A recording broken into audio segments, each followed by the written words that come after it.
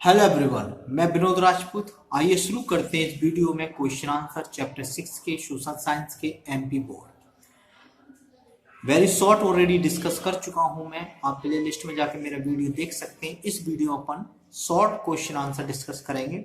First question is what is meant by disaster. आपदा किसे कहते हैं, इसके बारे में बताएं।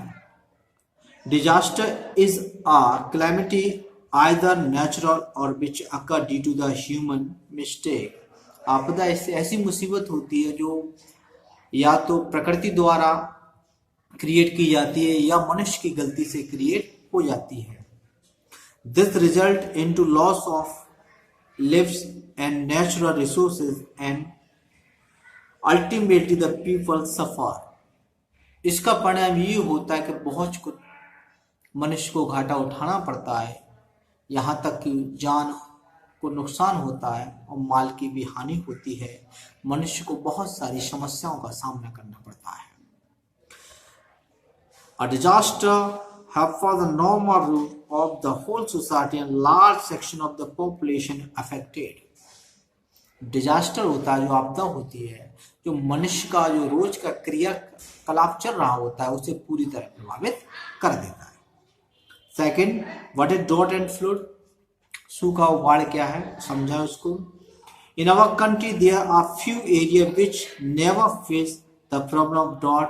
हमारे देश में कुछ ऐसा क्षेत्र भी है जहां पे सूखे की स्थिति नहीं होती कभी भी।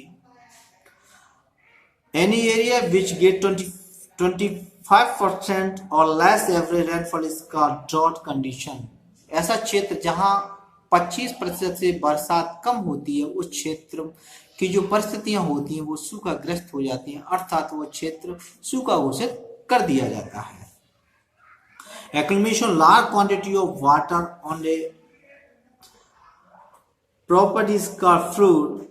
एक ऐसी जगह जहां बहुत ज्यादा क्वांटिटी में पानी भर जाता है, ऐसी स्थिति को बाढ़ कहते हैं, फ्लड कहते हैं।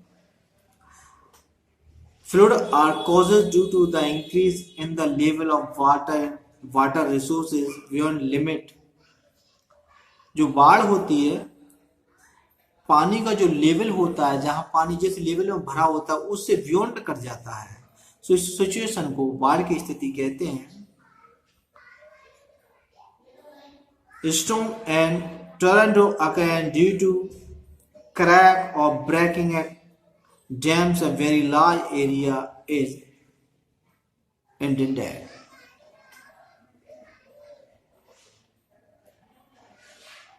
जब पानी जहां से निकल रहा होता है, डैम बने होते हैं, उनकी बाल क्रैक हो जाए, टूट जाए और वो आसपास के एरिया में पानी भर जाता है, उस स्थिति को बाढ़ कहते हैं। Next question, describe the stage protect ourselves from landslide. 3 तरीके बता दीजिए जिससे भूस्खलन से सुरक्षा हो सकती है। First of all, the landslide prone area should be plotted on the map. This will be enable us to know which area should be allocated while planning for human settlements।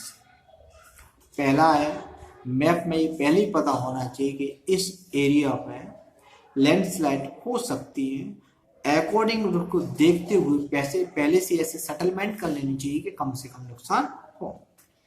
More construction and development activity should be taken up in such area. और वहां पर ज्यादा से ज्यादा ऐसी चीजों का construction करना चाहिए जो लैंडस्लाइड्स होने पर मनुष्य की सुरक्षा कर सके।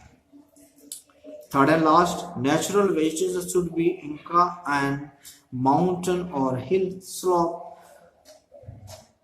slopy region where the vegetation of such areas should be identified for the plantation of suitable varieties of trees। ऐसे एरिया जहां पे लैंडस्लाइड्स होने की खतरे ज्यादा होते हैं, वहां पे ऐसी वेजिटेशन अर्थात ऐसे प्लांट ग्रो कराने चाहिए जो लैंडस्लाइड्स को रोकने में मददगार साबित हो। Next question, what is meant by tsunami. Tsunami से क्या तात्पर्य है। अर्थ के erupt from a volcano causes a sudden disturbance in the basis of the ocean causing the abrupt displacement of oceanic water. जो भूकंप है वो आ जाए, वॉल्केनो आ जाता है, एक तरह से ज्वालामुखी फट जाता है या भूकंप आए, ये समुद्र के अंदर अगर ऐसी घटना घटती तो समुद्र का पानी वायदा एक तरह से अगर भूकंप आया है या ज्वालामुखी फटा है, उसके प्रेशर से पानी डिस्प्लेसमेंट होता है एक स्थान से दूसरे स्थान पर। तो तटीय क्षेत्र होते हैं जहां पे पानी नहीं होता, तो एक प्रेशर के साथ वो उस जगह को घेर लेता है, इसे ही सुनामी का नाम दिया गया है। Constantly very high waves are produced. These are called tsunami or earthquake affected oceanic wave. बताया गया जब वो एक वेव के साथ, एक तरंगों के साथ पानी आगे की तरफ बढ़ता चला जाता है और आसपास के क्षेत्र को पूरी तरह प्रभावित कर देता है, इसी क्षेत्र को अपन सुनामी से प्रभावित क्षेत्र मानते हैं। और नॉर्मली इसमें पानी की वेव्स हैं, जो वेव के रूप में पानी उस क्षेत्र में एंट्री करता है। Normally only one high wave is produced and is due course climb and water appear on the sea. एक वेव नॉर्मली बताया गया, एक बहुत बड़ी वेव आती है, एक तरह से जो पानी एक बहुत बड़ा, अपन कह सकते हैं कि एक लगभग 10 मीटर फीट आगे अपन देखेंगे 10 मीटर मोटी बाल पानी की आके सीधा पानी जो आसपास का क्षेत्र उसमें गिरता है, पूरी तरह डैमेज कर देता है। The speed of the wave is slow sea in high deep sea. In the deep sea, length of the tsunami wave is more and high is less. On the slow seashore, on the wave can be 15 meter high or even more. This result into great disaster on the coastal area.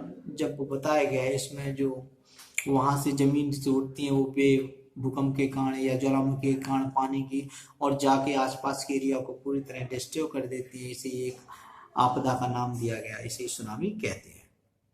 Next, why more earthquake occur in Himalaya northern region of India. ज्यादातर हिमालय क्षेत्र में earthquake क्यों आते हैं बताएं।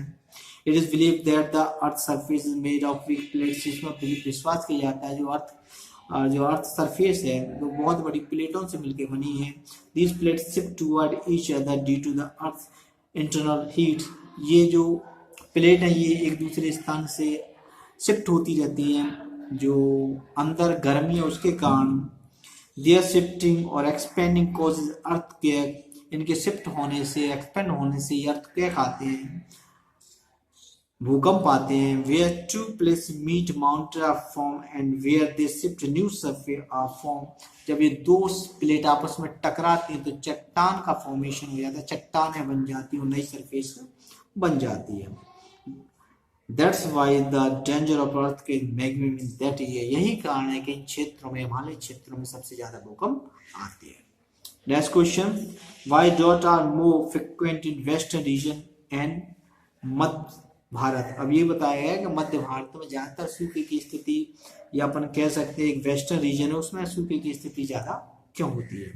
We know that the western and middle region of India rainfall less than 50% of average rainfall और this area done not get rain for 2 consecutive year, therefore situation of great drought condition. बताया है कि ज्यादातर जो middle area है और western region है उसमें जो बरसात की औसत जो निकाला गया वो लगभग 50% उससे कम है, इसी लगभग 2 साल में इस क्षेत्र में सूखा पड़ जाता है या सूखे की स्थिति उत्पन्न हो जाती है।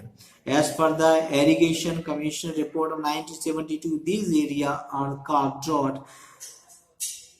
Because of receiving average and annual rainfall less than 75%. So also if there is variation of 25% in the annual average rainfall then the area is called drought affected। इसमें बताया गया जो इरिगेशन कमीशन की 1972 में एक रिपोर्ट प्रकाशित की गई जिसमें बताया गया था इन एरियो में लगभग 75% कम बरसात होती है और लगभग 25% से कम हो रही है, तो इस एरिया को अपन सूखा क्षेत्र से या सूखा प्रभावित क्षेत्र अपन इसको बोल सकते हैं।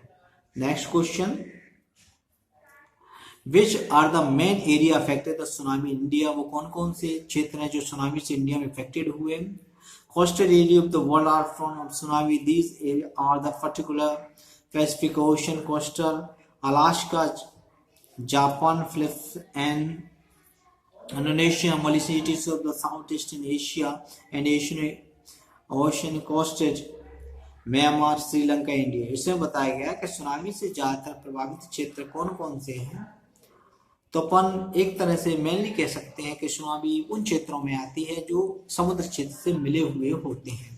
तो इंडिया के अंदर जो सुनामी अपन एक तरह से देख सकते हैं, तो इंडिया में जो ऐसे उड़ीसा मान लें अपन, और इसमें अलग अलग कंट्रियों के नाम दिए गए हैं। जापान है, इसमें अलास्का, म्यांमार है, श्रीलंका है, ये बताया गया। लेकिन इंडिया के अंदर आप उड़ीसा ले सकते हैं, नीचे कर्नाटका है, केरला है, ये सारे के सारे क्षेत्र ऐसे हैं। यहाँ पश्चिम बंगाल है जहाँ पे सुनामी आती रहती है। नेक्स्ट क्वेश्चन है, explanation of forest resources responsible for natural disaster is true, explain. बताया कि जंगलों का काटना ही क्या आपदा क्रिएट कर देता है, आपदा की स्थिति उत्पन्न कर देता है, इसको एक्सप्लेन करें। Forests are the homeland of nature. Forests attract the cloud to rain. The rain for done is fit for agriculture. ने बताया कि जो जंगल होते हैं वो ही बरसात को आकर्षित करते हैं, अर्थात बरसात करने में जंगल सहायक होते हैं और बरसात ही का पानी एग्रीकल्चर के लिए उपयोग किया जाता है। The agriculture production is the solution of drought. इसमें बताया गया जो एग्रीकल्चर प्रोडक्शन होता है वो ही जो सूखे की स्थिति को रोक सकता है, उसका सॉल्यूशन है। The forest root condition of nature resources. इसीलिए बता दें कि जो जंगल है वो जड़ है सारी चीजों की। अगर जंगल होंगे बरसात होगी तो सूखा नहीं पड़ेगा। 9 question, how does epidermic spread explain. महामारी कैसे फैलती है, इसको एक्सप्लेन करें। The condition of epidemic is said to be a one when the number of causes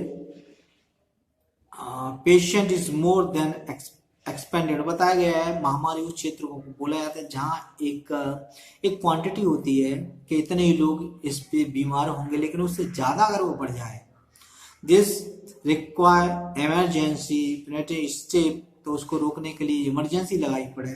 acid can spread abruptly. ऐसे क्षेत्र में महामारी बहुत तेजी से फैलती है।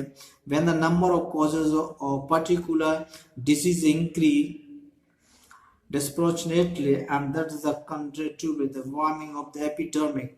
जो बताया कि ऐसी कोई भी एपिडर्मिक जो फैलती है उसको रोकने की व्यवस्था सही नहीं हो रही है, वो तेजी से फैलती जाती है। वो जर्म के द्वारा भी हो सकती है और दूसरी चीजों के द्वारा भी हो सकती है।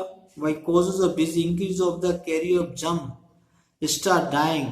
उसमें जो जर्म होते हैं जिससे कि महामारी फैल रही होती है वो बहुत तेजी से फैलते हैं और लोगों की मृत्यु बहुत तेजी से होती है। एग्जाम्पल इसमें दिया गया, rat who are the carrying the plague germ. इसमें बताया गया चूहे होते हैं वो प्लेग फैलाने का काम करते हैं। एडवांस वार्निंग और द हैपनिंग रिसीव, ये अपन को पहले ही से एडवांस में बाहर ले लेनी चाहिए कि एपिडर्मिक कहाँ फैलने के चांसेस है। Causes affect by the epidermic, कौन कौन से कारण हैं जो इस महामारी को अफेक्टेड करते हैं। Causes of epidermic are the worms, germ, bacteria, protozoa, fungi, polluted water, food item, increase in the number of mosquito, larvae of children, processes from the outside, effect of the natural climate on the atmosphere also bring epidemic। बहुत सारी चीजें बताएगी जिससे महामारी फैलती है। एक तो जर्म होते हैं, बैक्टीरिया, वायरस होते हैं, गंदा पानी होता है जहाँ मच्छर वगैरह पनप जाते हैं, उससे महामारी फैलती है।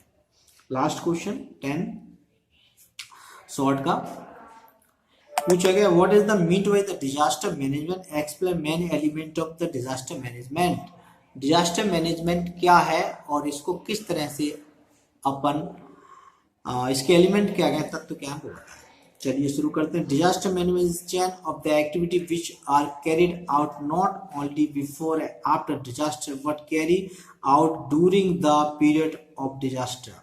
उन्होंने बोला डिजास्टर मैनेजमेंट वो होता है जो जब आपदा आ जाती है उससे पहले की एक्टिविटी, उसके बाद की एक्टिविटी, कि किस तरह से उसके नुकसान को रोका जाए और नुकसान हो गया उसको कैसे जल्दी से रिकवर किया जाए, इसी को डिजास्टर मैनेजमेंट कहते हैं। The arrangement is something more than the expansion and the construction mode, और ये बताया गया कैसे उन चीजों को बढ़ाया जाए जिससे डिजास्टर में होने वाली हानियों को कम से कम किया जाए.